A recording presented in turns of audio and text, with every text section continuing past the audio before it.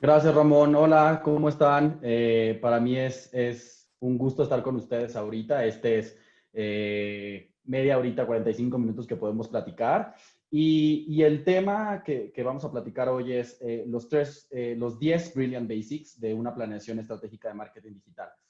Y la realidad es que hay tanta información y tanto de qué hablar que esta sesión es más un abordaje muy informal hacia la planeación específicamente en digital, y vamos a ver que no es exclusivamente digital, pero es más estos primeros puntos a tocar antes de planear una campaña para tu negocio o para la empresa en la que estás, ¿no? Un poco la agenda se mira de esta forma. La realidad es que si lo que buscan en una de estas masterclasses es aprender a utilizar Facebook, a ver cómo se utiliza el Business Manager, a poner en vivo un anuncio de search en Google, etcétera, etcétera, me parece que acá no lo vamos a tocar. Y la razón es porque la documentación es amplia, es extensa por todo Internet. Y la realidad es que cualquier persona de cualquier background puede aprender a ejecutar campañas tácticas de marketing digital con conocimientos en línea. La verdad es que la información, la cantidad, la disponibilidad del acceso a esta información ya está súper democratizada, súper accesible a todo el mundo. Entonces, más bien, en esta masterclass vamos a abordar un poco el lado estratégico de esas decisiones. Un paso antes de activar las campañas, un paso antes de prender esos anuncios en Facebook. ¿Qué tendríamos que estar considerando? ¿Qué tendríamos que estar viendo? No importa el tamaño o el sector de tu negocio. Ese es el disclaimer número uno. El disclaimer número dos también tiene que ver con que a pesar de que estos 10 Brilliant Basics están escritos a manera de mandamientos, la realidad es que son líneas que van a sugerir hacia dónde ir y hacia cómo planear nuestras campañas, ¿no? Siempre hay un depende, pero definitivamente todos los que nos dedicamos a marketing digital o a medios estamos viviendo tiempos muy difíciles, tiempos pues no usuales. Entonces, también está considerado dentro de estas 10 cosas cómo debemos abordar estos lineamientos y cómo un poco irnos moviendo en estos tiempos mucho más inciertos.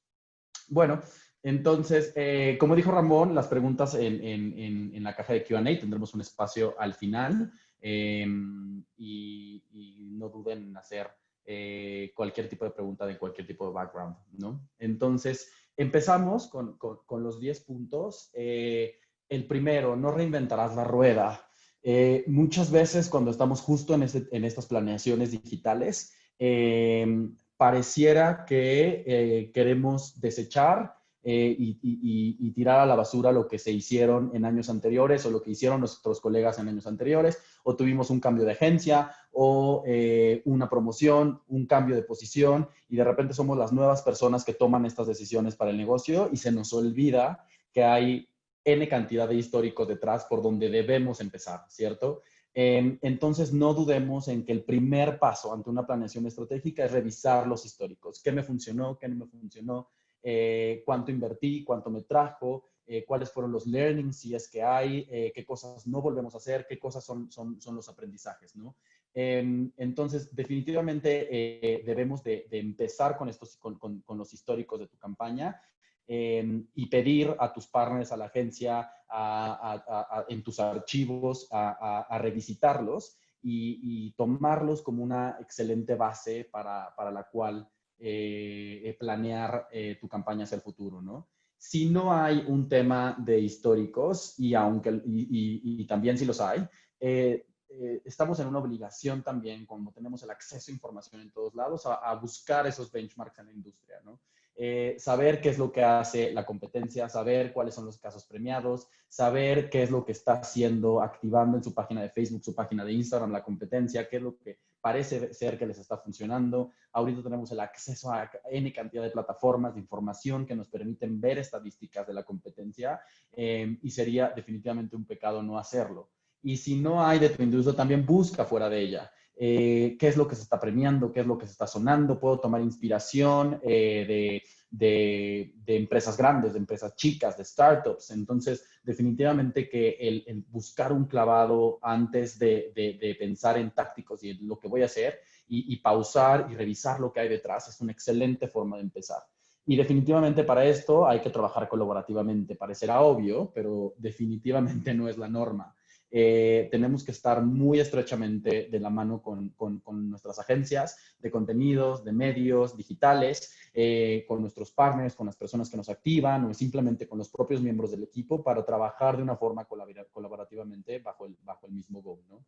Entonces, bueno, una vez que empezamos con el pasado, que revisamos históricos y que tenemos claro que funciona y que no, la realidad es que también a la industria nos encanta sofisticar las cosas y nos encanta buscar esta big next thing y sacar la innovación en los planes y no necesariamente es la mejor forma de abordar los planes, ¿no? A veces me pasa mucho con los stakeholders en los que he trabajado que si vemos planes y medios como en sesiones pasadas, de repente vemos en digital un Facebook, un Google, un YouTube y un poco la respuesta siempre es lo mismo de siempre, ¿no? Como que cuál es esa nueva cosa que me va a hacer destacar. Y la realidad es que sí, tenemos que siempre estar buscando innovaciones, pero eso es la cereza en el pastel, ¿no? El frosting on the cake. Hay ciertas cosas y ciertos básicos que primero tenemos que estar cubriendo antes de buscar esa innovación, antes de buscar ese test and trial, ¿no? Y estos fundamentos de media, estos brilliant basics de media, generalmente se nos pueden olvidar. Entonces hay que siempre estar maximizando hacia el alcance, es la métrica madre de medios, ir hacia el alcance porque es la que está totalmente relacionada con la penetración y a su vez con el crecimiento. Es decir, entre más personas me conozcan, más personas me compran. Entonces, definitivamente tenemos que estar buscando en la planeación de medios el alcance. La segunda es la continuidad. Y cuando vemos un poco hacia cómo queremos activar, muchas veces no somos consistentes y la realidad es que lo vamos a ver a lo largo de la presentación, que la mejor forma de estar abordando un plan de medios siempre es también estar presente en todos los journeys y en todos los puntos del consumidor. El tema de la frecuencia también es algo que de repente se nos olvida. A veces hay ciertas debates en donde si tengo que taladrar con el mismo mensaje al consumidor o si con un solo impacto se le puede quedar el mensaje que le quiero transmitir. La realidad es que hay documentación que explica que este primer impacto es el más relevante de todos. Entonces, siempre teniendo el principio número uno de maximizar el alcance, la frecuencia es una métrica secundaria, por lo que tendría que yo estar priorizando alcanzar a más personas y después revisar la frecuencia. Por supuesto que si es un mensaje complejo, debemos aumentar esos niveles de frecuencia, pero también es un básico el saber que no puedo sacrificar el alcance por la frecuencia, ¿no? Y ya cuando tenemos estos ciertos básicos de medios que no aplican no nada más para digital, sino en conjunto para una planeación, podemos empezar con este tema de experimentación, de ver la novedad del nuevo medio, un tema de test and learn. Solamente hay que asegurarnos que al menos tengan un 5% en el fondeo total de la campaña. Esto quiere decir para que la prueba sea contundente, tenga un funding detrás que haga sentido y no nada más estemos fragmentando la forma en la que le hablamos al consumidor, ¿no? Entonces, estas dos simples cosas en donde tener en cuenta que tenemos que cubrir primero los básicos, los fundamentos dentro de un plan de media y que estén basados en nuestro aprendizaje anterior, nos va a ser un excelente first start para una planeación estratégica. Aquí les dejo unos bonus en donde, insisto, la democratización de la información está, aprender a utilizar todas las herramientas está, lo que hace el vecino, lo que es premiado en la industria. Y bueno, acá desde newsletters para empresas hasta Food for Thought, casos de éxito. Ahí destaco Henworks, que es una columna donde escribo, ahí encontrarán contenido totalmente editorial, con puntos de vista, ya cierro comercial. Uno que me llama también la atención es una página que se llama COVID Innovations y te habla absolutamente de todo lo que la gente, empresas e industrias están haciendo para abordar el COVID, ¿no? Entonces, justo la información está ahí. La realidad es que solamente tenemos que un poco inspirarnos y hacer este scrapping, este benchmarking antes de salir y ejecutar, ¿no? Ahí tómale un screenshot, una foto y les sugiero ampliamente esta documentación para planear hacia el futuro. El segundo es el no obviarás el Consumer Journey.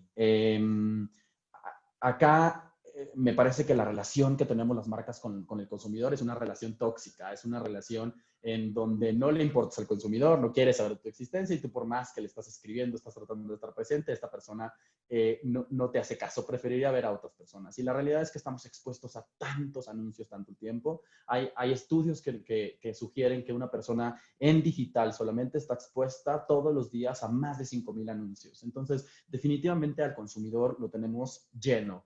Y hay estudios, sugerencias en Byron Sharp que nos sugieren que el 83% de las marcas que un consumidor compra recurrentemente no le parecen únicas ni diferentes y el 80% también de estas personas no saben nada o poco de la marca que compran. Entonces, la realidad es que es algo muy banal las marcas para los consumidores. Nosotros creemos desde una perspectiva de marketing, de digital, de medios, de empresa, que están ahí atentos a que les interrumpamos el feed de Facebook con nuestro anuncio, pero la realidad es que no saben de nuestra existencia, ¿no? Y acá justo es donde tenemos que la continuidad, asegurarla para estar presentes en todo momento. Entonces, hay que estarnos preguntando cómo es que ellos entran a nuestra categoría, cómo es que el consumidor se entera de nosotros y en qué momento específico empieza a pensar en nosotros, porque recordemos que en su vida diaria no lo hace. Y hay justo estudios que sugieren que el First Mention Awareness, es decir, el saliency, que es cuando un consumidor te puede dar esta primera marca sin ayuda, que no esté, que esté literalmente en su top of mind, awareness, es el indicador que está más relacionado a la compra. Es decir, si les digo, pensemos en un shampoo anticaspa, si pensemos en papas fritas, pensemos en una marca de refresco de cola, seguramente llegan a ustedes este First Mention Awareness, esta marca que ustedes tienen muy bien posicionada y que está totalmente correlacionada a la compra, porque la gente va haciendo su vida normal y cuando de repente dijo, perfecto, necesito un shampoo anticaspa, va y la primera marca que se le viene a la mente, que está posicionada en ese territorio dentro de su mental availability, es seguramente la que va a ir a la anaquel y va a ir a agarrarlo y lo compra. Y justo esa es la pregunta poderosa. ¿En qué momento me compran? ¿En qué momento tengo estos category entry points o estos steps en donde la persona me busca, en donde realmente está encontrándome? Y ahí no nada más tengo que tener claramente el producto en el anaquel, sino esta mental availability, ¿no? Entonces, si alguien quiere decidirse a hacer ejercicio y está buscando unos nuevos tenis para correr, ¿dónde empieza su búsqueda? Lo hace en Google, lo hace en tiendas, lo hace físico, busca lugares de contenido, lee publicaciones editoriales, que es totalmente distinto, por ejemplo, a alguien que está buscando vacacionar, ¿no? A lo mejor lo hace a través de recomendaciones en foros como TripAdvisor, de ahí compara precios en aerolíneas. Entonces, todas esas indicadores que nos dejan ver dónde el consumidor tiene las ganas de entrar a un consumer journey, nosotros impactarlo, lo tenemos que considerar. El tercero es que nos pongamos, que te pondrás al corriente de tu target. Y esto, por ende, habla de que el corriente del entendimiento digital. Y justo acá este quote habla de que no se trata de ver quién es el primero en pautar en TikTok o encontrar esta nuevo next big thing, ¿no? Es un poco más de verdad utilizar el poder de digital conforme a los consumidores y a las audiencias de los consumidores. quien haga redes sociales, por poner un ejemplo, no necesariamente lo hace a la escala de los consumidores. Y es un poco lo que se trata. Ya es del 2020, tenemos que estar muy bien informados que el postear orgánicamente en Facebook no tiene ninguna relevancia. El que yo todos los días tenga un diseñador que me escriba, que me ponga una publicación y que no haya nada de pauta o dinero detrás de esa publicación, no va a llegar a nadie. Y antes había este quest por colectar likes y por colectar más fans y más seguidores, y era porque justamente los algoritmos hace 5 o 6 años nos permitían hablarle directamente a esos fans, ¿no? Ahora las cosas han cambiado y podemos hablarle a toda una audiencia fuera de nuestros fans, ¿no? Y la realidad es que muchas personas piensan que este contenido orgánico, hay todavía páginas de negocios que me encuentro en que publican todos los días y que se ve que el alcance es muy poco, porque genuinamente no hay una inversión detrás. Entonces es preferible poner un contenido y poner pauta detrás a 30 dentro de un mes, ¿no? Hay ciertas excepciones en ciertas redes sociales en donde el alcance orgánico todavía puede ser relevante, pero definitivamente hará toda la diferencia si pones 100, 200 o incluso un pequeño budget a cada uno de esos assets y hará totalmente la diferencia. Claramente para las marcas grandes, el estar a la escala de los consumidores, se habla de pues estar teniendo una broad audience y al menos estarla targeteando en el 60, 70, 40% de esa audiencia, y definitivamente eso es demasiado dinero. Entonces tenemos que encontrar estas tácticas que nos permitan ser relevantes ante las plataformas que el usuario está utilizando, ¿no? Y muchas veces también queremos usar estas herramientas por default, porque creemos que así es como se comportan las audiencias, y no necesariamente. También es nuestra responsabilidad entender cómo es la distribución de estas audiencias de los internautas mexicanos, y justo es un estudio público que nos ayudará a empezar con esto. Es el estudio sobre los hábitos de usuarios de Internet en México, que lo hace la Asociación de Internet. Y allá podremos ver, por ejemplo, la segregación de edades. Tal vez si le quiero hablar a personas de 50 años hacia arriba, digital no es una buena opción. ¿Qué pasa con el nivel socioeconómico bajo? ¿Qué personas son las que tienden a comprar en línea? Definitivamente hay ciertas macro tendencias también que hacen que tengamos que hacer este speed up con los consumidores. El COVID trajo definitivamente masivamente audiencias que están comprando en línea. Estoy haciendo lo suficiente por estar en e-commerce, en las aplicaciones Las Miles, en Rappi, en Corner Shop, cómo llegan las personas hacia allá. Este tipo de tendencias también debemos de estarlas monitoreando, y esto los podemos encontrar a través de Euromonitor, de Kantar, de Nielsen o portales de libre acceso como Trendwatching. Entonces, cuando justo las tendencias más el entendimiento del hábito del consumidor se juntan, podemos hacer ese catch-up con el consumidor y que no estén pasos adelante que el de las marcas. El 4 es planear por un alcance.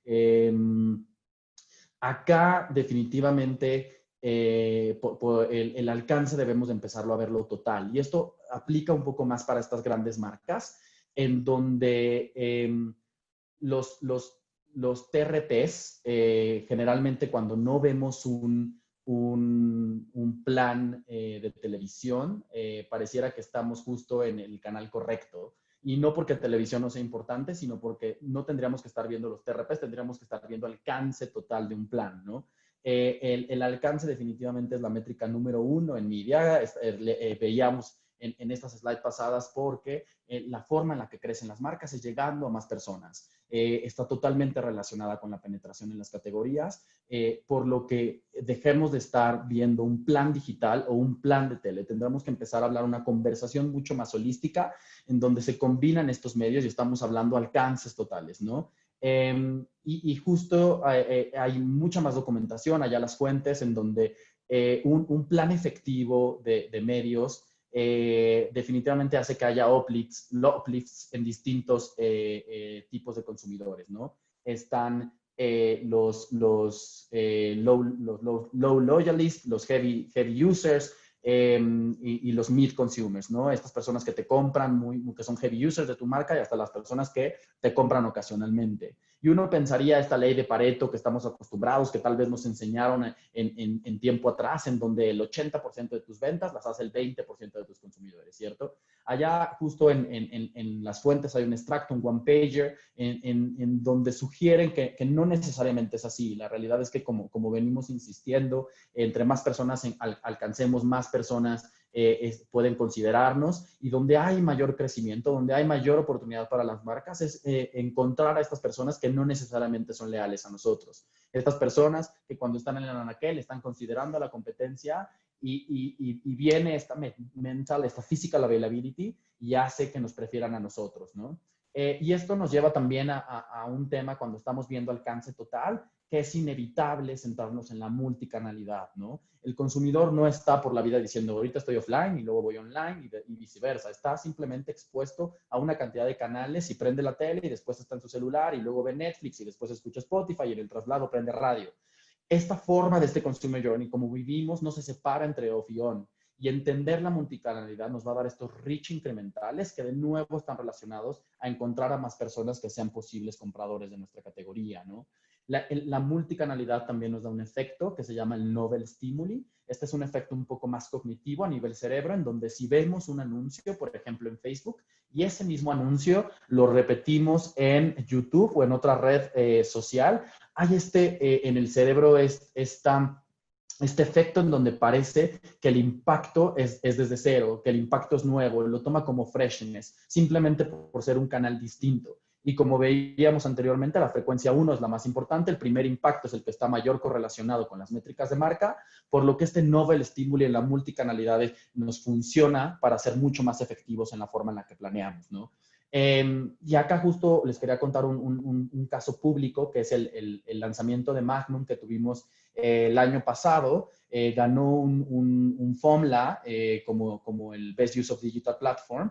Y la idea es que era básicamente, sabíamos un poco que este target de Magnum tendía a tener alta penetración y afinidad en la televisión, pero que también era una persona que comentaba en Twitter, en redes sociales, lo que estaba viendo y tenía esta multicanalidad dentro de su día a día, ¿no? Entonces, la idea era un poco qué pasa si interrumpimos la señal a nivel nacional de todos los canales de televisión abierta para que Luis Gerardo y Carla Souza invitaran a todo México a probar la paleta de Magnum, ¿no? Ese sería hasta ahí una técnica de roadblock, interrumpir las señales de televisión, pero la verdad es que nos fuimos un paso más allá y decir, ¿qué pasa si esa invitación o nada más es ve al Oxxo más cercano y cómpralo? Sino, escríbenos a través de WhatsApp, donde ahí te va a esperar un bot y ese bot te va a dar un cupón a cambio y ese cupón es el que vas a poder redimir en Oxxo, ¿no? Entonces, la realidad es que cada vez que aparecía el anuncio en televisión encontrábamos un gran uplift en las personas que utilizaban el WhatsApp, porque la gente lo tenía a la mano, la gente estaba viendo el comercial y estaba listo para textear a la marca, y ahí hubo todo un journey digital que empezó offline, y esta multicanalidad te permite pensar en estrategias mucho más holísticas, mucho más 360, que de verdad estén conectadas y se hablen entre sí. El punto número 5 es que utilizarás la nueva moneda de cambio, y esta moneda de cambio se llama data. No podemos hablar de digital sin hablar de data. Y hablamos data no desde el lado de analíticos, no desde el lado de resultados, sino el lado de la data de los consumidores. Hace poco la revista Times mencionaba que la data es el asset más valioso del mundo, ¿cierto? Ya superando el petróleo. Y hay una razón por eso, porque se puede hacer mucho con la data personal, para bien y para mal. Justamente la parte negativa de esto, un tema de violación a la privacidad, de leaks de data personal, y ahí tenemos justo escándalos en Cambridge Analytica, en Facebook, escándalos de leaks de bases de datos, que definitivamente cada vez más las regulaciones están mucho más estrictas, como en Europa, un GDPR, o el California Privacy Act en Estados Unidos, y que poco a poco están llegando a México. Entonces, definitivamente que el data governance tenemos que hacerlo con cuidado, pero no quita a un lado que los efectos positivos de la data para la sofisticación de las planeaciones estratégicas de digital son invaluables. Podemos empezar con un tema de un análisis al consumidor, en donde justo damos estas señales cuando interactúan con todos nuestros assets y a través de la data que dejan en nuestros portales, en nuestra página web, en nuestras aplicaciones, podemos empezar a entenderlos mejor, qué les interesa, qué no, cuando visitan a mi sitio, en qué tiempo, en dónde se quedan más, cuándo convierten, si los mando de Facebook, si los mando de Twitter, cuál es la diferencia. Y ahí este análisis de consumidor es súper valioso. El segundo es un tema de eficiencias en medios, ¿no? Acá justamente, si sé que ya impacté a una persona, ¿cómo hago para excluirla de mis siguientes impactos y así maximizar el alcance y no desperdiciar un solo impacto? Y esto va muy en línea con esos fundamentos que platicábamos en la primera slide, en donde la idea es siempre llegarle a más personas y podemos aprovechar a través de la data el desperdiciar estas impresiones a gente que ya impacté, ¿no? Y esto lo podemos hacer cross plataformas. Con técnicas mucho más sofisticadas. Si eres una empresa más grande, tendríamos que estar pensando en un DMP, un repositorio de data. Pero si eres una empresa más chica, simplemente con crear una base de datos personales y crear estos clústeres, estas segmentaciones específicas y en plataformas como Facebook, hacerte uso de los lookalikes, de custom audiences, lo mismo para otras plataformas como Google o Twitter, definitivamente te van a ayudar a maximizar ese alcance y a hacer mucho más eficiente tu compra de medios. Y tercero, dentro de las tantas cosas que más se destacan de los highlights para la data, es la comunicación uno a uno, el que yo tenga los datos personales, el correo, el celular, la dirección, me permite definitivamente que mi marca interactúe de forma privada, de forma one-on-one con los consumidores, ¿no? Acá, de nuevo, tenemos que hacerlo todo dentro de un marco de data governance, de privacidad de los datos, pero definitivamente las oportunidades son mayores. No es lo mismo que alguien te escriba una marca directamente a tu WhatsApp, entablando una conversación, o que te envíe un cupón personalizado vía email, un programa de lealtad que llegue directamente a tu casa. Estas comunicaciones uno a uno solo se permiten a través de la data, y esa data nos da eficiencias, ¿no? El antiguo CEO de Unilever justamente menciona en foros públicos que Unilever llega a casi 2.1 billones de personas al día, sus productos. Y Facebook en ese momento también tenía una penetración de 2.1 millones de usuarios. Y entonces la pregunta era, ¿por qué Facebook valía más? Porque Facebook tenía mucho más ingresos, y la respuesta era porque pues conoce a los consumidores. Entonces, definitivamente el poder de la data está totalmente relacionado. Es un capítulo súper extenso, pero que debemos no de obviar. La forma también más fácil de recolectar data es dar este value exchange al consumidor. Los consumidores cada vez están más aware de lo que haces con sus datos personales. Entonces, da un motivo por el que te los compartan, ¿cierto? Si se suscriben a un newsletter, a lo mejor les das un cupón de bienvenida.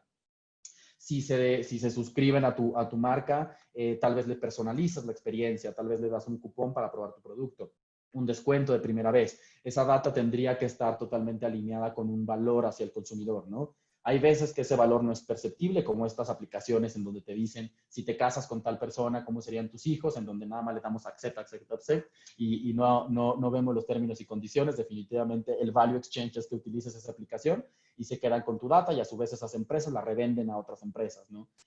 Acá es un ecosistema de muchos millones de dólares, y que tenemos que hacer un watch out y empezar a sofisticar nuestras estrategias con esta nueva moneda. La sexta es un poco la obsesión por el contexto y por la relevancia. Aquí hay una frase de Jerry Dakins, que es un media guru que me encanta, que dice, relevant to more people and not visible to fewer. La idea es cómo justo en este ecosistema tan fragmentado, en este ecosistema multicanal, cómo llegamos al consumidor de forma relevante. La relevancia lo va a hacer todo, porque estamos tan saturados, 5,000 anuncios al día en digital. Definitivamente la atención ahora es por lo que se está buscando, ¿no? Entonces hay que hacer estas preguntas de imagina que vas a estar siendo impactado a través de tu negocio o a través de tu marca. Y si lo harás en Facebook, si lo harás en Twitter, si lo harás a través de programática, ¿cómo es la experiencia? Acá justo hay watch out en la industria de digital que nos permite justo la hipersegmentación, nos permite llegar a nichos y de repente nos podemos encontrar planes en donde parece que por cada segmentación nos están dando una medallita, ¿no? Y luego te encuentras estos clústeres de no nada más edad, demográficos, sino que le interese viajar a tal playa, que viva en tal zona, que haya comprado no sé qué en los últimos 3 meses, que su celular sea y que le interesen los muebles de caoba. Y bueno, pues ya llegaste a un nicho de 3 personas, pero de nuevo, de esa forma no es la que crecen las marcas. Las personas crecen cuando alguien está a punto de comprar otro tipo de mueble y te considera. Entonces, no caigamos en la sobresegmentación. Y esos nichos de audiencias definitivamente hay que tocarlos, pero de una forma mucho más efectiva. Tenemos que estar hablándole a audiencias broad y esas audiencias broad empezar a ver cómo podemos ser relevantes. De ahí interrumpimos a la experiencia de estas audiencias. Si estoy en un tema de contenido, hace fit lo que yo estoy pautando con cómo lo van a ver. Si les estoy interrumpiendo una experiencia, más vale que sea corta. ¿Qué hay antes de que aparezca mi contenido? ¿Qué hay algo que aparezca después? Esto tiene que ver mucho con brand safety, con viability, lo vamos a platicar más adelante. Pero la idea de todo esto es que no abusemos de una hipersegmentación, pero sí seamos relevantes a través del contexto, seamos relevantes a través de la situación de las personas, seamos relevantes a través del consumer journey. Y justo la relevancia tiene que estar en tu menú de todos los días. Lo tienes que desayunar, comer y cenar. Y hay muchas formas en donde nos estamos moviendo hasta hiperpersonalización, ¿cierto? En donde, si se dan cuenta que yo soy una persona vegetariana, lo último que quiero ver en mi feed es anuncios de un corte de carne. Si soy una persona que tiene una mascota, no quiero ver anuncios de baby showers, ¿no? Justamente creo que ahí es donde tenemos que ser un poco más relevantes y cuando encontramos un nicho, ¿cómo podemos ser todavía mucho más contextuales? Es decir, a las personas que tienen mascota, a lo mejor la tienen una mascota por acompañamiento, a lo mejor tienen una mascota por rescate, por cuidado animal, y cada una de esas razones por la que una persona tiene una mascota es distinta. Entonces, ¿cómo podemos hacer que un solo asset tenga variaciones y le hable a cada una de esas necesidades? Volvemos al caso de la persona vegetariana. Una persona vegetariana / vegana podría ser por cuidado del medio ambiente, por salud, por maltrato animal, por moda. Entonces, cada uno de esos son distintos category entry points, distintas necesidades y deberíamos de ver cómo dentro de ese clúster le hablamos a cada una de esas personas. No se trata de hacer el vegetarianismo a estas personas un nicho, sino se trata de ver cómo les soy más relevante. Si es un tema de salud, a lo mejor un mismo asset le hablo sobre los beneficios de mi producto al consumirlo, pero si es un tema de maltrato animal, a lo mejor le hablo por mis certificaciones. Si es un tema de ambiente, le hablo cuánto estaré ahorrando de CO2 al comprar mi producto, etcétera, etcétera. Entonces, creo que creativamente podemos llegar a una hiperpersonalización que sofistique el contenido. Y esto deberíamos de hacerlo a través del Consumer Journey. Esto es un poco más avanzado, pero definitivamente si dentro de este mismo ejemplo de las personas vegetarianas me impactaron a mí por salud y es mi motivo correcto y le doy clic a ese anuncio, mi sitio web tendría que estar entonces personalizado hacia el tema de salud. Cuando me suscribo a newsletter tendríamos que hablarme de salud.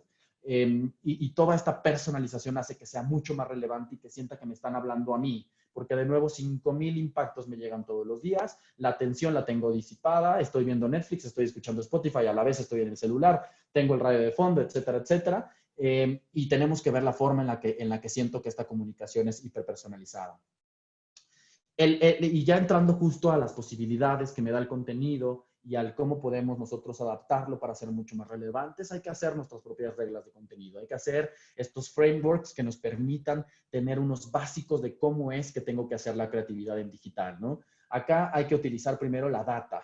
Y cuando me refiero a data, me refiero a históricos de nueva cuenta. Que cuando pauto algo en Facebook, las personas, ¿cuántos segundos me ven? Las personas reaccionan mejor si pongo mi marca antes o si la pongo después.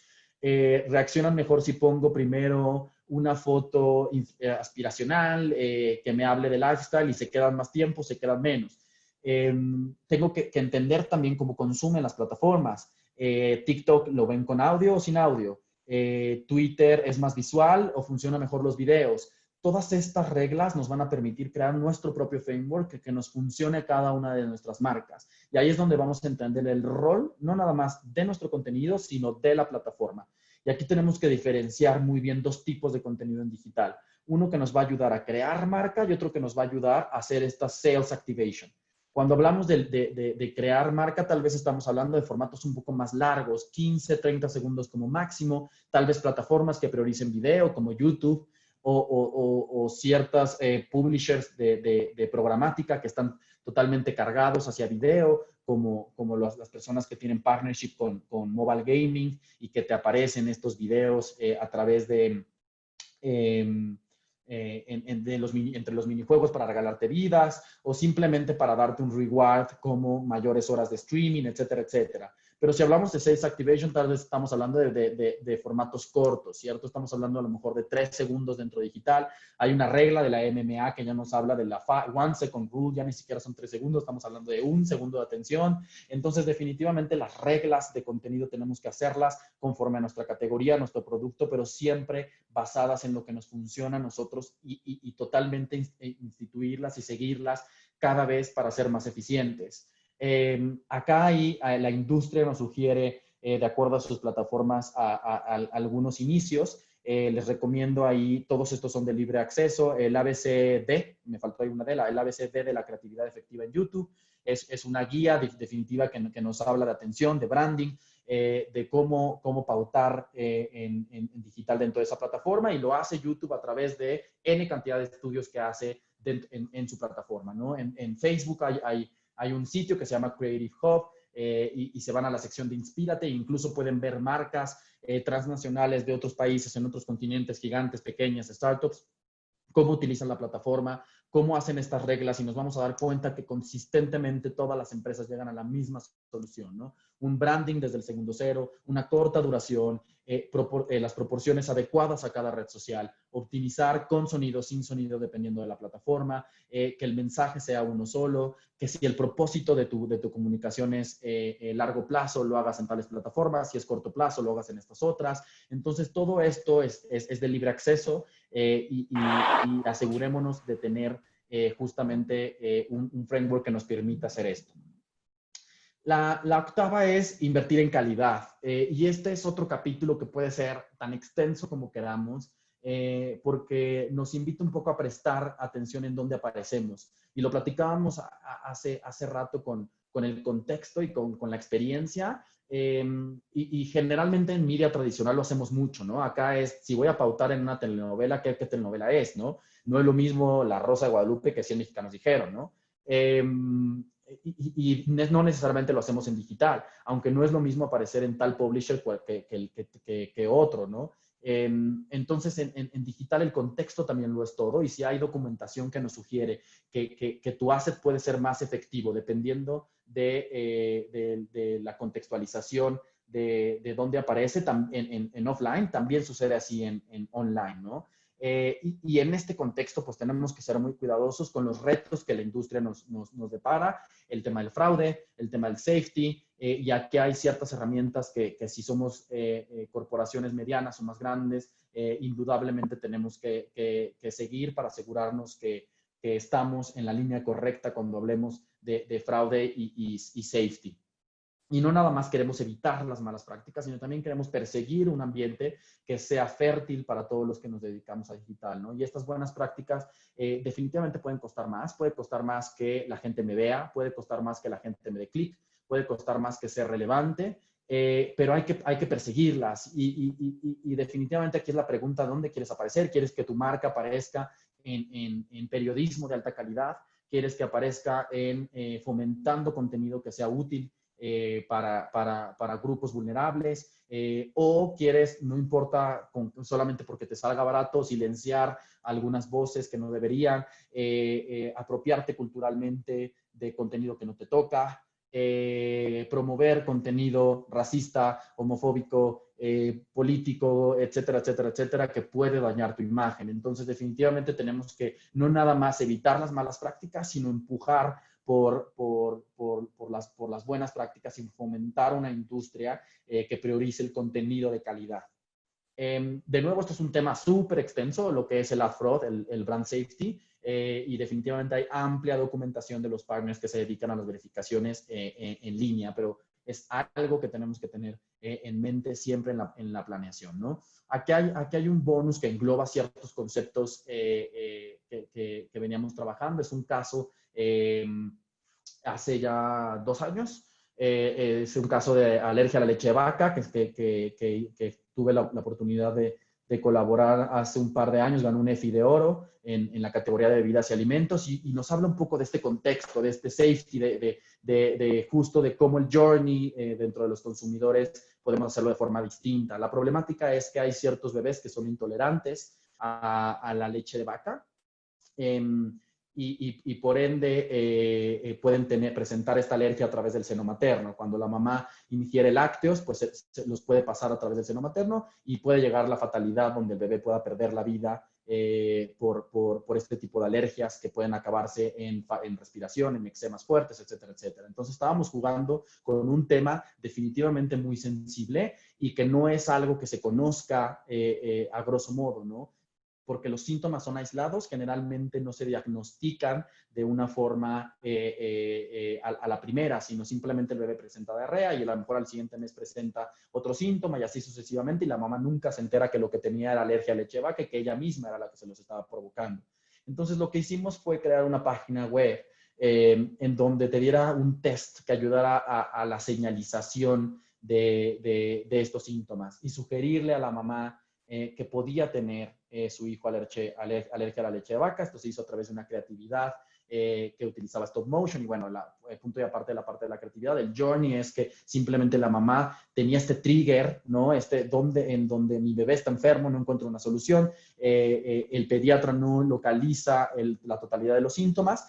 Y esta página un poco le ayudaba a estos primeros pasos sin tomar una autoridad médica, pero sí dejarle ver que podía tener su hijo, estar propensos a su bebé a este tipo de alergias, y al final la conectaba con este formulario que podía imprimir o descargar a su celular, con una red de alergólogos, de pediatras alergólogos, que definitivamente estaban en contacto con Nestlé y que podían recetarle una fórmula infantil que tuviera base vegetal. Y acá cerrábamos justo la pinza y al final de esta campaña recibimos varios mensajes de bebés que en primera instancia aparecían de una manera muy poco saludable, raquíticos inclusive, y al final nos decían, miren, aquí está mi bebé sano porque utilizó su producto y porque detecté esta enfermedad a tiempo, ¿no? Literalmente podía salvar vidas este journey. Entonces, esta necesidad de cómo te conecto, cómo te llevo de la mano, cómo te encuentro,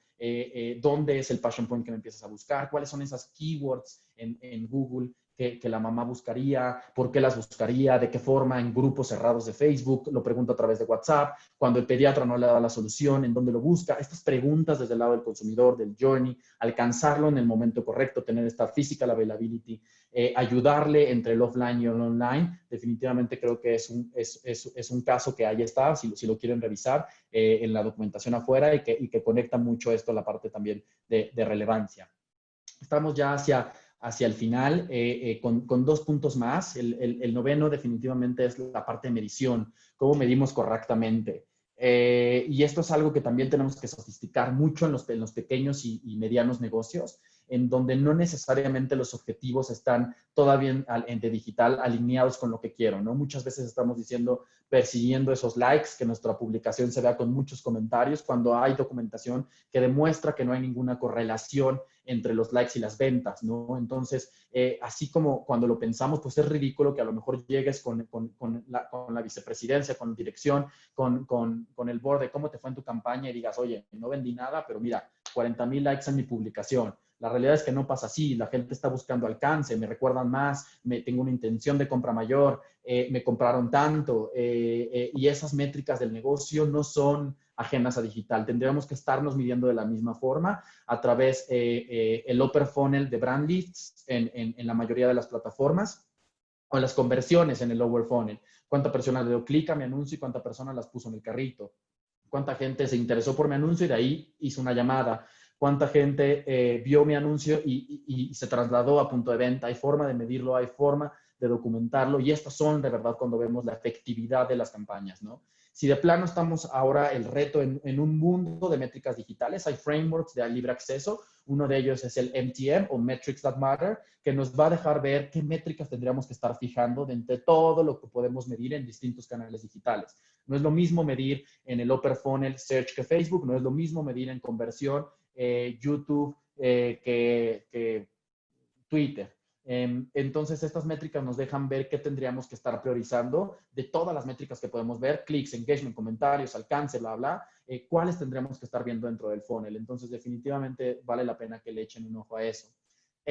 Y bueno, de acá justo que el objetivo es uno, tenemos que trabajar, como lo decíamos, en los primeros basics, en colaboración, no importa si estás del lado de marketing, del lado de agencia, cuando nos establecemos un objetivo por campaña, todos los tenemos que perseguir, y marketing digital nos tiene que ayudar a conseguirlo, ¿no? Ahorita estamos viviendo un auge de performance porque hay ciertos retos que antes, de acuerdo justo a los estudios de hábitos de los internautas mexicanos que había antes del COVID o en tiempos pre-COVID respecto a e-commerce, la bancarización, el fraude, la incertidumbre, el miedo, que ahora orilló a un grupo de personas a hacer compras en línea y que se dan cuenta que no es tan terrible como pensaban, que no es tan difícil, que de hecho es práctico y que lo pueden hacer recurrentemente. Entonces, ahorita ya estamos cada vez más, no importa la industria o el sector, casándonos con métricas que hablen directamente hacia el performance, ¿no? Pero justo esta venta, esta necesidad por el performance nos lleva hacia el punto 10 y último punto,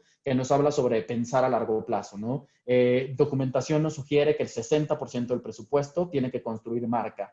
Esto se refiere a que a pesar de que yo tenga un target de objetivo de venta detrás persiguiéndome y qué es lo que me importa a corto plazo, no dejemos de ver que el 60% del presupuesto nos tendríamos que estarlo viendo a largo plazo. A hacer este mental availability, este ser, para que me conozcan, a estar presente a lo largo del año, para que cuando la gente me tenga una necesidad y diga shampoo anticaspa, lo primero que se le venga a la mente sea mi marca y posteriormente lleve a la venta. Está comprobado que a pesar de que el Sales Activation da resultados a corto plazo, no es sostenible con el tiempo. Se debe de estar haciendo una inversión hacia la marca hacia largo plazo y que a través de ello no tenemos que hacer uso de todos nuestros partnerships, ¿no? Si eres una pequeña, mediana o grande empresa, no dejes de utilizar el poder de estas grandes corporaciones como Facebook, como Twitter, como Google para documentarte, para estar en contacto con representantes, hacer alianzas también con influencers, no te emociones mucho también con ellos, funcionan como cualquier otro medio,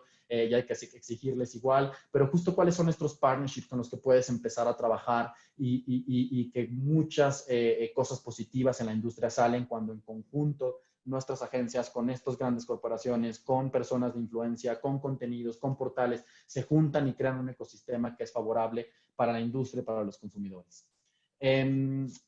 Hasta acá estos 10 estratégicos, estos 10 Brilliant Basics para la planeación estratégica. Acá mis datos de contacto, en donde estoy constantemente escribiendo las publicaciones y columnas, es en LinkedIn, pero si quieren apoyar mi carrera fallida de influencer, ahí está también mi TikTok y mi Instagram, de una forma también informal. Muchas gracias. Bueno, Eleazar, muchísimas gracias por esos 10 puntos de gran valor. Tenemos algunas preguntas por acá. Entonces, si te parece bien, te las voy comentando para que me apoyes con las respuestas. Seguro. Y Viviana nos pregunta, ¿qué piensas del tipo de compra por action? En un ambiente, depende si es un ambiente de programático o es un ambiente, no sé, supongo que se refiere a un ambiente programático, el tema de auction. Definitivamente es una forma sistematizada que nos permite llegar a grandes audiencias de forma en pocos segundos. Antes tendríamos que hacer estos deals con Televisa, con publishers, e ir y cerrar inventario y aparecer en ciertas temporalidades, y ahora la compra por subasta nos permite apartar estas audiencias y llegar ante ellas en temas segundos. Se hacen estos acuerdos a través de DSPs, CSPs, en un ambiente programático que tengamos que ser seguros y que definitivamente tiene muchos pros hacia la industria. Cuando se combina con un tema de data es donde definitivamente podemos sofisticar las audiencias. Hay ciertos riesgos, como lo hablábamos, de privacidad, de brand safety, de aparecer en lugares donde no quieres, pero de nuevo, creo que los resultados positivos compensan a los negativos. Si la pregunta es si estoy de acuerdo, definitivamente, sofistica la audiencia y creo que es una de las partes de digital que no nada más se va a quedar en programática o en ciertas plataformas digitales, sino que ya estamos viendo que este tipo de auction, de inmediatez puede trasladarse a televisión o hasta cine. Ok, perfecto. Muchísimas gracias. Nos pregunta igual José por acá, ¿qué plataformas recomiendas para hacer benchmarks?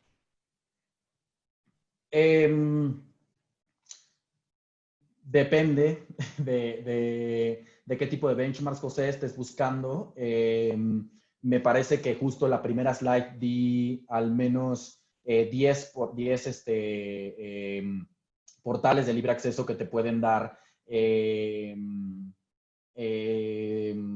comparación de lo que se está haciendo en la industria en otros sectores. Si hablamos específicamente de métricas, la realidad es que acá hay que hacer partnerships con alianzas de medios o crear nuestros propios benchmarks para saber cuáles son lo que la gente en la industria hace dentro de las plataformas o cuáles son los que yo mismo tengo dentro de mi empresa.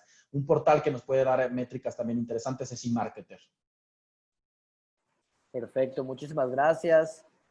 Pregunta por acá, José, ¿cuál ha sido el proyecto del que te sientes más orgulloso de haber ejecutado en Unilever y a grandes rasgos, cuáles fueron los resultados? Gracias, José, por la pregunta. Creo que definitivamente el caso de Magnum Double, porque implicó un trabajo colaborativo con muchas personas, nuestra agencia, con WhatsApp, con nuestros partners de inteligencia artificial que nos ayudaron con el bot, hasta partnerships colaborativos con celebrities como Carla Sousa y Luis Gerardo, y que definitivamente los resultados se vieron en un tema de venta, de penetración. Y que fuese un caso premiado, ¿no? Ahí platiqué un poco de ellos, también es un caso abierto, si lo quieren revisar, definitivamente ese es uno de los que aplica la multicanalidad, los cupones y que también es un benchmark hacia la redención. Los cupones que vimos tuvieron un 63% de redención, una tasa de conversión que es definitivamente un benchmark para nuestros clientes y que justo cuando la media es efectiva, se ve en esas acciones que impactan el negocio. Entonces, definitivamente ese. Correcto, muchas gracias. Héctor nos pregunta, ¿cuál es su consejo para el abordaje hacia el tema de e-commerce a la nueva normalidad? Muchas gracias. Hola, Héctor. Definitivamente tendríamos que empezar con la visibilidad correcta dentro de los portales, en dónde me interesa estar, en dónde me interesa que me vean y qué tengo que darle al usuario para que me considere y para que dentro de los portales esté yo presente. Es decir, este content that converts, las descripciones, las fotos correctas, los reviews, es una de las primeras cosas, el portafolio correcto en los lugares correctos, con la visibilidad correcta. Creo que ese es uno de los fundamentos que tenemos que empezar en e-commerce y de ahí, si es un tema hacia cómo llevamos las audiencias a lower funnel, definitivamente con data. Cuando hablamos de sofisticación hacia Facebook, cuando doy estas personas ya me compraron y las inyecto a esa misma plataforma o a Google, es una excelente forma para activar performance hacia el lower funnel. Correcto, muchas gracias. Fernando nos pregunta, hola Eliazar, una duda en cuanto a la personalización, como comentabas, ¿cómo podemos llegar a un buen resultado en cuanto a una personalización a escala sin llegar a la hipersegmentar mi audiencia? Hola Fernando, súper buena pregunta porque es una dualidad donde decimos primero haz relevante el contenido a ciertos clústeres de audiencia y de repente decimos, pero no olvides un broad audience, ¿no? Creo que acá lo que tenemos que asegurarnos es ciertas reglas que se remontan a los básicos de media, en donde cuando hagamos clústeres de audiencias, asegurarnos que esos clústeres no se solapen entre sí, que tengan un alcance mínimo que sea considerable para mi categoría, que yo pueda totalmente distinguirlos cuando hago pruebas de cuál me está reaccionando mejor. Entonces es un tema de planeación, de estar antes, asegurarnos que estos clústeres no sean ni lo demasiado chiquito, ni que se complementen entre ellos o se solapen entre ellos. y que a su vez, cuando esté en una campaña corriendo, me permita optimizarlos, que tenga clara señal que el clúster, en el ejemplo que daba de vegetariano, que el clúster de salud versus el clúster de maltrato animal, cuáles son las diferencias, cuál me está reaccionando mejor y en algún momento en una optimización dentro del flighting de campaña, aprender o apagar estos clústeres. Perfecto, muchas gracias. José nos pregunta, ¿cuáles has observado son los cambios de consumo o hábito de los consumidores con la pandemia y cómo crees que sea su comportamiento futuro?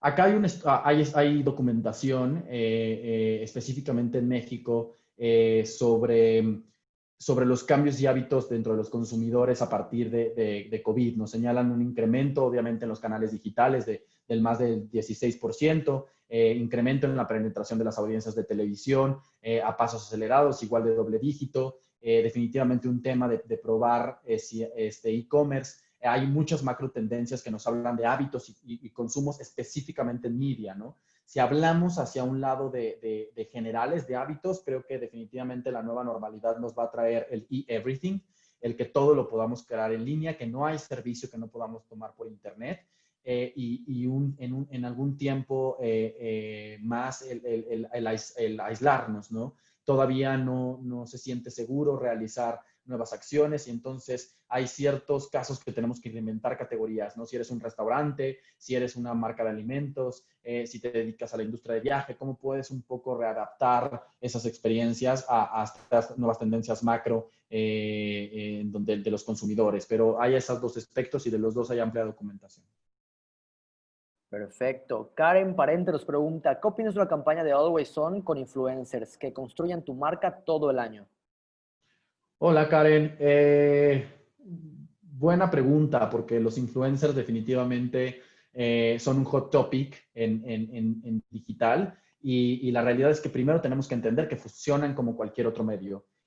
Funcionan, son un portal en donde a través de tu contenido lo mandan a una audiencia, con la diferencia donde la relevancia puede ser distinta, ¿no? Puede que le hagan más caso al influencer número uno que directamente a mi marca. Lo que yo te diría es que como si tomamos este principio que funcionan como otro canal de media, tenemos que asegurarnos que haya basics detrás, ¿no? Hablábamos que dentro de estos basics estaba la multicanalidad, estaba el reach, estaba el combinar off and on. Entonces, el utilizar solamente influencers puede que esa efectividad dentro de media la estemos perdiendo, no sea la mejor forma o la forma más efectiva de pautar. Ahora, de nuevo, si esos influencers, a lo mejor uno lo tienes en YouTube y otro lo tienes en TikTok y tienen un gran alcance y alcanzas a tu target al 60, 70, 80%, no lo dejaría de considerar. Pero de inicio, sin saber mucho cuál sea la empresa o el sector, pareciera que no es la forma más eficiente de pautar porque no cumple justo con estos basics que platicábamos en las primeras slides. Correcto. Carlos nos pregunta, ¿consideras como una buena herramienta el uso de cupones de descuento para nuestra página web? Hola, Carlos. No sé cuál sea el sector, pero en regla general, sí, definitivamente, los cupones de descuento incentivan a los consumidores a probar este trial de tu categoría o tu producto. Lo que yo te diría es, utilízalos a tu favor. Da este descuento cuando se suscriban a tu página. Platicábamos del Value Exchange. Y con esa data, ¿cómo puedes hacer para que después la inyectes a otras plataformas y luego los excluyas? Ya no los hables, ya los tienes dentro de tu portal. Ahora dedícate a estas personas que ya se suscribieron, a hablarles uno a uno. Les pediste su celular, les pediste su emailing, mándales un newsletter, mándales un WhatsApp, recuérdales tus proyectos a través de esos medios que te cuesta menos. Y esa misma audiencia, esa misma base que capturaste, estos mails, estos celulares, inyéctalos en Facebook, en Google, en Twitter, en estas plataformas y exclúyelos para después hablarle a una persona, a personas extendidas. No desperdicies impactos, maximiza el alcance y haz un intercambio de valor por ese cupón. Perfecto, muchas gracias. Nos pregunta por acá, hablabas de casos en los que se puede medir las conversiones offline de campañas online. ¿Eso cómo o con qué herramienta se puede traquear? Hay estudios, depende del tamaño de tu negocio. Para grandes empresas hay estudios que tienen plataformas como Facebook o Google, que te permiten a través de la geocalización saber si fueron impactados en Facebook y después se dirigieron al punto de venta. Y hay documentación muy interesante sobre esto. Si eres un pequeño negocio y los recursos son limitados, no te vayas a tan lejos como una encuesta. ¿Por qué medio nos conociste? Y las personas que se atraviesen desde cero, a lo mejor que te den su data a través de avisos de privacidad y todo dentro del marco de la legalidad, pero en una misma encuesta, en una papeleta, y les puedes poner, o en una encuesta online, si tienes un iPad por ahí le puedes poner, pedir sus datos, su edad, su fecha de nacimiento, su celular, recolectas data y a la vez le dices dónde me conociste, ¿no? Y si te dice por recomendación, Facebook, bla, bla, bla, también es una forma de recabar datos e insights para tu negocio. Perfecto. Esaú nos pregunta, ¿es recomendable el uso de geofencing? Hola, Esaú. Geofencing. Geofencing, en la parte programática depende del caso. De nuevo, un medio cuando está acompañado de una multicanalidad, con un alcance correcto, con otros medios de soporte, definitivamente nunca es mala opción. ¿Qué te diría específicamente en la parte de geofencing? Que te asegures de la experiencia total. Generalmente el geofencing puede suceder cuando estás a kilómetros, cuando no estás en un tema contextual, o a lo mejor vas pasando por ahí y no tenías ninguna intención de meterte y te ponen ese anuncio. Entonces, asegúrate que la experiencia sea contextualmente relevante, ¿no? El geofencing a lo mejor sirve un poco más cuando tienes una promoción que definitivamente es hot topic, o la activas con otra señal contextual, si hace calor, si hace frío, si es viernes, si es fin de semana. A lo mejor vas atravesando a través de un Oxxo y hace calor y puedes entrar por una bebida refrescante, por un helado, por una categoría, bla, bla. Cuando lo funcionas el geofencing con ciertas herramientas de targeting sin comprometer el alcance, definitivamente es una buena táctica. Perfecto. Bueno, hay 5 preguntas más, pero por temas de tiempo vamos a elegir 2 más ya para ir avanzando. Iris nos pregunta, ¿qué campaña consideras que no haya sido lo que tú esperabas en términos de llegar al objetivo? ¿Y qué sería lo que hoy en alguna campaña ya no harías y así evitar el llegar al objetivo? Hola Iris, difícil pregunta. Eh, Creo que siempre hay un tema de experimentación y generalmente cuando me ha sucedido en mi experiencia profesional algo que no esperaba, tiene que ver mucho con el tema de contenido. Hoy en digital hablamos de medios que no son one way, ¿no? Que son bidireccionales. Entonces de repente pones algo en digital y en tu mente estaba muy safe, era algo que le iba a encantar a la audiencia y de repente descubres que hay N cantidad de hate, que hay N cantidad de personas que están abordando tu contenido de otra forma que no tenías esperado. Entonces, definitivamente, eso es un super watch out. El contenido tiene que pasar por distintos ojos, por distintos clústeres de personas, por distintas backgrounds, y esto hace definitivamente que la diversidad sea una fortaleza dentro de tu equipo. Porque hoy en día la gente ya no está tolerando cualquier comunicación y no tiene ningún reparo en decir esto no me parece, esto tiene tintes de esto está mal por esto, ¿no? Y así lo que evitaría justo es eso, sesgar el contenido. A veces los que estamos en grandes empresas somos parte de un grupo privilegiado que no está en contacto con el ancho de la población. Recordemos que 45% de los mexicanos viven al día, 60% del comercio informal. Entonces, de repente, estamos sentados en nuestros laureles de las oficinas planeando la siguiente táctica desde una posición privilegiada y nos evitamos de ese grosso a la población a la que estamos hablando. Entonces, me aseguraría pasar por todos lados, ser culturalmente relevante, que muchos ojos vean lo que voy a publicar. Y si estoy entrando en temas que son candentes, que son hot topics, tener una postura muy clara ante ellos, ¿no? Te puedo contar algo rápidamente que me sucedió en Expresso, en donde estábamos haciendo un shooting, hablando específicamente de contenido, porque hay muchas cosas de las que definitivamente no han funcionado a lo largo de mi carrera, pero esta de contenido, estábamos maridando el café con postres mexicanos por temporalidad de septiembre y pusimos un churro, literalmente un churro de azúcar, al lado de un café. Y había como un dip de cajeta en donde el video simplemente agarraba el churro, le ponía la cajeta y se lo comía, ¿no? Y obviamente, pues dijimos, todo se ve perfecto, listo, páutenlo. Y al final, pues claramente la acción era mojar el churro, que yo no me había dado cuenta que era un gran albur que podría llevarse hacia otro lado en redes sociales. Y bueno, al final se tomó la decisión de dejarlo y jugar con el tema, pero pues definitivamente esto es de los mejores escenarios que te podría pasar cuando no piensas el contenido. Perfecto, muchísimas gracias. Vamos con la última pregunta. Dice, gracias por la plática. Yo vengo de un ambiente de agencia tradicional en lo que no hay proyectos de marketing digital. En tu opinión, ¿hay forma de dar el salto sin tener que empezar desde trainee, tanto por puesto como por salario? Hola, a ver, vienes de una agencia tradicional, ok, y proyectos de marketing. En tu opinión, ¿hay una forma de dar el salto? ¿Me puedes repetir la pregunta, Ramón? Claro, claro.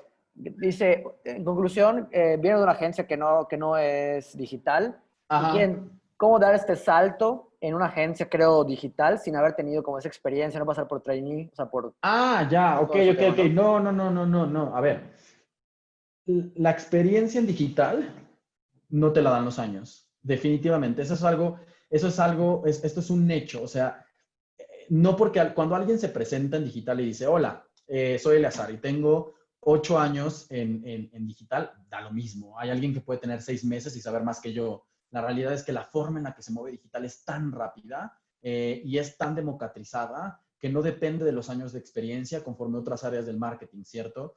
Nos damos cuenta que ahora el knowledge shelf de los marqueteros es de 5 años. Lo que aprendí hoy, estos fundamentos tal vez en 5 años cambien y simplemente como usuario, ponte a pensar cómo utilizabas Facebook hace 5 años. Es totalmente distinto como lo utilizas ahorita. A lo mejor antes le dabas like a grupos que decían, por los que les gustan los chilaquiles verdes en la mañana. Y ahorita esos grupos son totalmente irrelevantes. Antes había quizzes, antes había memes, antes Twitter era microblogging, antes YouTube veías tales cosas. Entonces cambia tan rápido y la información para aprender a utilizar esas herramientas está y es gratis y la puedes aprender hoy si quieres. Entonces, definitivamente puedes tener certificaciones de Google, certificaciones de Facebook, aprender a hacer mockups de campañas, aprender de creatividad, aprender de cursos digitales sin tener nada de experiencia en el trabajo y puedes saber más a personas que llevan 5 o 6 años en la industria. Perfecto. Muchísimas gracias. Bueno, ya por tiempos, vamos a dar por concluido la masterclass. Eleazar, muchísimas gracias por estar acá. A las más de 98 personas que estuvieron conectadas, de verdad, muchísimas gracias también. Estaremos enviando la grabación por correo. Estaremos haciendo más masterclass. Lo importante de esto es que al final del día, como comentaba Eleazar al principio, hay mucha información que pueden encontrar en todos lados, pero información de alto valor y que rinda culto a un tema estratégico, que nos cuenten experiencias con líderes como Eleazar, no lo vamos a encontrar en muchos lados, ¿no? Por esto, Eleazar, de verdad, muchísimas gracias por estar aquí compartiendo con la audiencia esta información de alto valor. Gracias, Ramón, y gracias a todos los que se conectaron. Un saludo, estamos en contacto. Muchas gracias a todos, saludos. Bueno.